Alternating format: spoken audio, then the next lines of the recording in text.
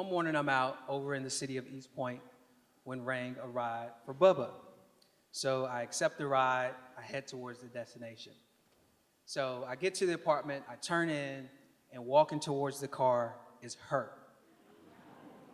The flight attendant that I met and fell in love with in Salt Lake City the following year. The world moved in slow motion. Here she was, 5'4", 130 pounds, slim thick, natural hair roped all down her back. This was bad. I mean, my love and relationship with this woman had been intoxicating for all of the wrong reasons. Happy Lover's Day, DC. It's happening. So a decade ago, I went to a 6-week-long airline flight attendant training school in Salt Lake City. Also a trainee, I fell in love with the most spectacular woman I had ever met. After graduation, we both received base assignments in Detroit. 8 months after that, as quickly as it had spawned, it was over. She grew controlling and manipulative. I had to break it off. So the following year, I left Detroit. I moved down to Atlanta for a fresh start. A-Town. So I moved to Atlanta for a fresh start. Hopeful, re-energized. I signed my new lease. 3 weeks after that, I was fired from the airline. So to tide me over for a while, I began driving Uber. So one morning I'm out over in the city of East Point when rang a ride for Bubba. So I accept the ride, I head towards the destination. So I get to the apartment, I turn in, and walking towards the car is her.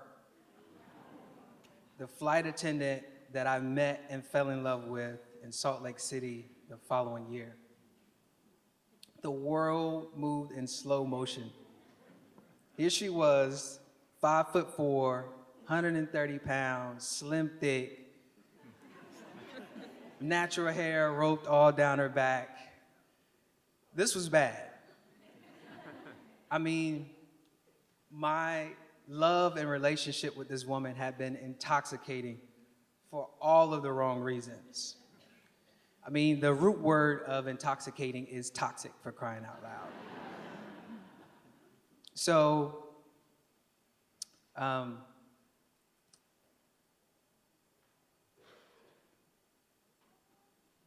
although it ended more like Johnny Depp and Amber Heard, once upon a time, we had that Barack and Michelle Obama love. That Tom Cruise stand on the couch shit, right?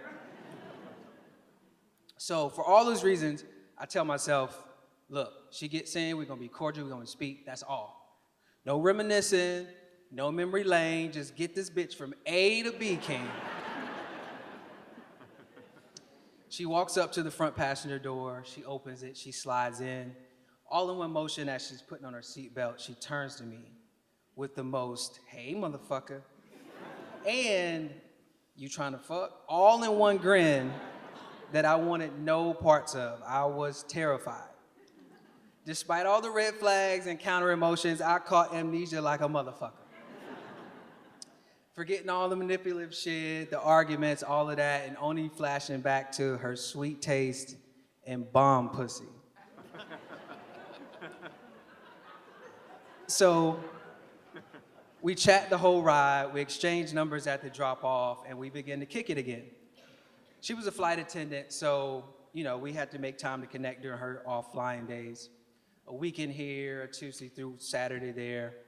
And during this time, we are going at it. Orgasm after orgasm, session after session, right? Inseparable. So just like that, a couple months went by, March rolled around, and I picked her up from the airport on a Wednesday. And we did not leave the apartment again until Saturday, right? So Saturday arrived, first time out the house in 3 days. I load she and her luggage into the car. We head to Hartsfield-Jackson Airport. We get there, I'm all giddy, smiling ear to ear, glowing, high off blissful sex and love and passion, just not a care in the world. So I'm gazing at her, she's staring at me. She says, I don't know how to tell you this, but I'm pregnant. Nervously, she smiled, kissed me on the cheek, and walked away. That's what the fuck I said. We've been cooped up fucking for 3 days, and this is how you drop this shit on me. Who does that, right? So I'm standing there, I'm speechless. I'm deflated, I'm scared, I'm in denial. I went home, I just cried. I didn't want kids, she knew I didn't want kids, and I didn't know if I wanted to be with her ass long term. But I also knew I didn't want to raise a child in a broken home as I was raised. So hysterical, I called my big sister, and in a very matter-of-fact, no-nonsense kind of tone, she's like, look, the baby's coming, what's done is done, what you gonna do? And like that, it hit me. And I'm sitting back on the bed, and I'm thinking, I didn't like how I was raised. I didn't like that my father didn't show up for me. And so the next day, I text Bubba, apologize for my reaction. And short and simple, the next text read, I will be there. I will be there for you and this baby. And that's exactly what I did. I stepped up to my responsibilities, and I prepared us for our expected newborn. So, between all that, over the next 7 months, though, shit was crazy. We argued and fought every day, every week, like cats and dogs, constantly teetering on the edge of breakup. But kicking and screaming, we made it to week 40. Full term in Atlanta. I was gonna know and have a relationship with my child. And a huge weight was lifted off of my shoulders. So we go to the week 40 checkup, and Dr. Franklin does his routine thing. He signals that mom is fine, baby's fine, but the baby's in there chilling, she's in no rush. All right, so he's like, if there's no significant changes over the next couple of days, come back next week, we'll schedule an induction, we'll go from there. So we're like, cool, baby's due December 10th. On December 8th, we had Juicy Crab, and after dinner, we took a couple laps around the block, as we normally did until she tired. December 9th, more of the same. We had dinner. This one ended. Her breathing was a little heavier. Contractions were starting to hit, but nothing crazy. So she goes upstairs. She takes a shower. I get Dr. Franklin on the phone. I give him our signs, our progress. He's like, oh, congratulations. Start heading to the hospital. I'll see you guys there in a couple hours. Cool. So now this like calm excitement is like rushing over me. So this is like fatherly duty number 1. This is my first big, this is my moment. So I grab the car seat, I head downstairs, I load the car seat, I crank the car, I cut on the seat warmers, I skip back upstairs, I'm going to grab the go bag, right? Bubba had dressed, and she was waddling around the corner, and I mean that in the most affectionate way possible. And her breathing now was long and slow and deep.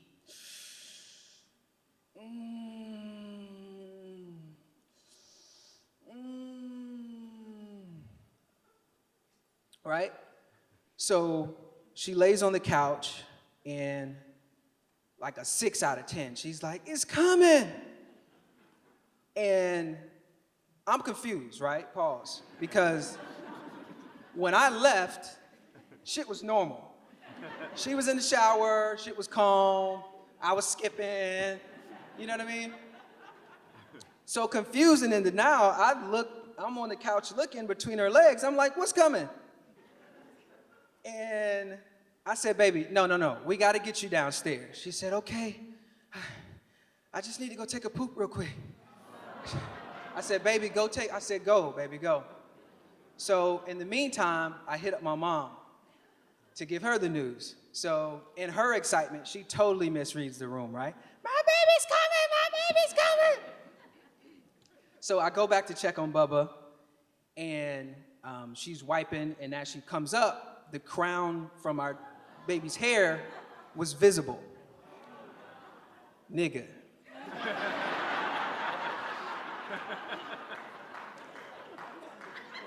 Shit got real.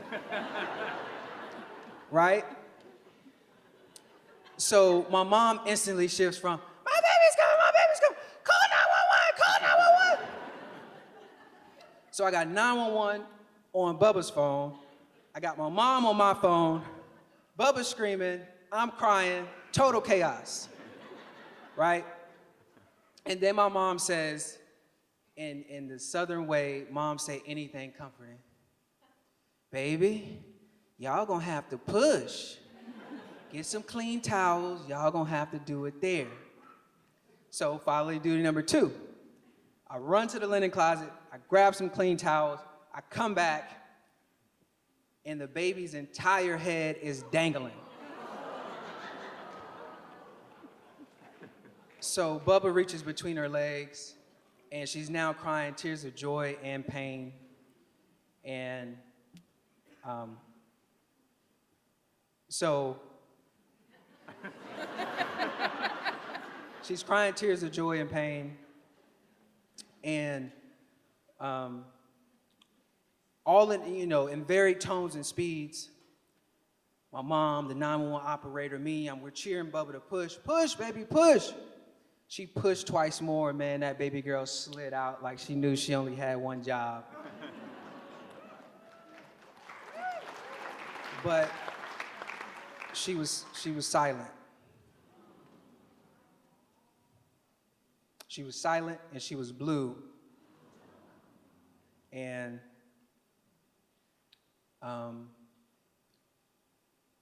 she wasn't crying.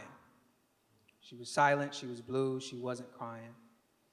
And so I wrapped her in some clean towels. I handed her to Bubba, and I scrubbed my hands clean of the urine and feces and blood. And as taught to me in an infant CPR and choking class, I grabbed my baby girl under her chin, and I turned her over and held her downward on my knee, and I'm again massaging her back, and I'm scraping her airway with my pinky. And after a few cycles,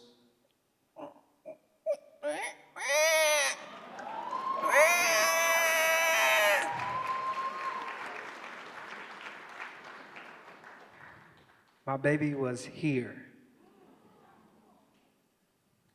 7 pound, 9 ounce. My baby was here, and I was there. And I knew in that moment, I'll always be there for her. 6 years old last month.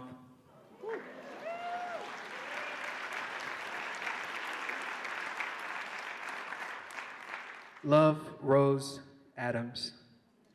And that's how I became a sucker for love.